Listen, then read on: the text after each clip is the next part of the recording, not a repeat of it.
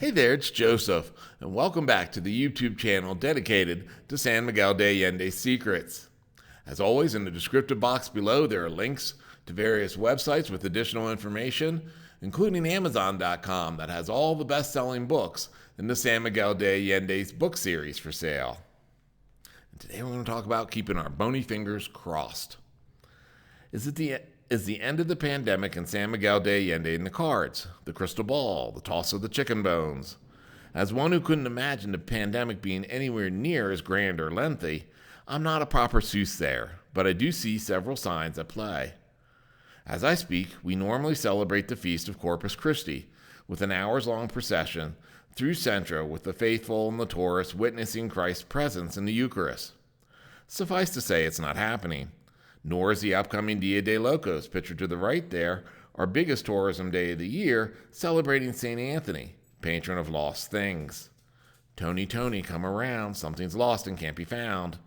That something is our centuries-old celebration of your feast day and many others. That being said, I've been hearing the scuttlebutt among fellow dancers that efforts are in play to organize the celebrations of both Independence Day and St. Michael's Day by the city. They occur in both mid and late September, which in pandemic timing isn't far away. I really hope by September we are back to normal. Not so much for fiestas, but for schools, then reopen with all the students in attendance. Sure, some have reopened, but few parents are willing to risk sending their kids there before the vaccine is given all.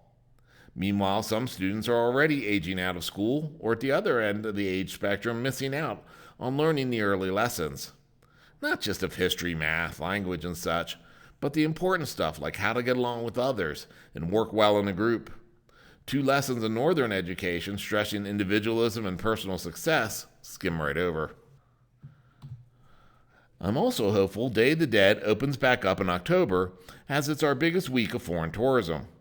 Sure, national tourism is more important and the backbone of our economy, but I miss that week filled with folks from around the world.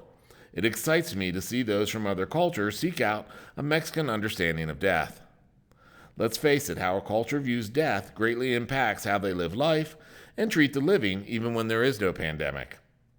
Our other hopeful sign, the patroness of infectious smiles and shiny hair, Barbie, has announced the second release of a Day of the Dead Barbie.